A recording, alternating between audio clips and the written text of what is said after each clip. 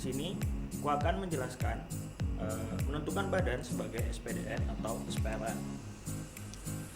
Nah, sebelum kita lanjutkan, mari kita ketahui lebih dulu apa pengertian dari badan. Menurut pasal 2 ayat 1 UU PPH, badan adalah sekumpulan orang atau modal yang menjadi kesatuan yang menjalankan usaha maupun yang tidak menjalankan usaha. Nah, siapa saja sih badan yang termasuk SPDN? Nah, badan yang termasuk SPDN atau subjek pajak dalam negeri adalah badan yang didirikan atau bertempat kedudukan di Indonesia. Nah, untuk lebih rinci lagi, di sini sudah ada penjelasannya, yaitu badan yang didirikan di Indonesia sesuai di aktanya, badan yang pusat perusahaannya ada di Indonesia, pusat administrasinya ada di Indonesia, terus pegawainya sebagian besar berdomisili di Indonesia dan melakukan pertemuan di Indonesia. Nah, yang kedua itu badan yang termasuk SPLN. SPLN atau subjek pajak luar negeri. Siapa saja badan yang termasuk SPLN? Menurut UU PPH pasal 2 ayat 4, badan yang termasuk SPLN adalah badan yang tidak didirikan atau tidak berkedudukan di Indonesia, namun melakukan kegiatan melalui BUT.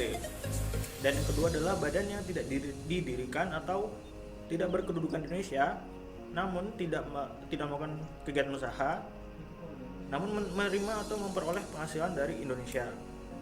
Contohnya, badan yang tidak melakukan usaha namun menerima atau memperoleh penghasilan dari Indonesia adalah badan yang berasal dari luar negeri yang membeli saham di Indonesia, sehingga badan tersebut mendapat penghasilan di Indonesia namun tidak melakukan kegiatan.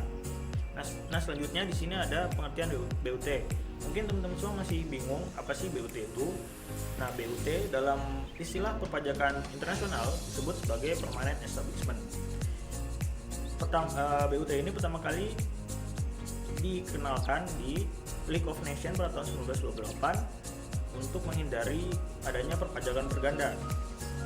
Nah, pengertian BUT menurut pasal 2 ayat 5 UU PPH, BUT adalah bentuk usaha yang digunakan oleh orang pribadi dan atau badan yang tidak berasal dari Indonesia atau berasal dari luar Indonesia untuk menjalankan usaha ataupun melakukan kegiatan di Indonesia.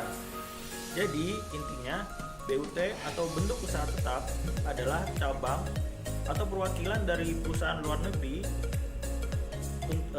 untuk menjalankan kegiatan usaha di Indonesia. Berikut adalah contoh dari BUT.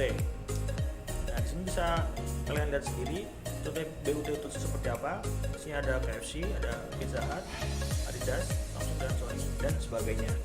Mungkin sekian yang bisa aku jelaskan. Bila ada kekurangan, mohon maaf.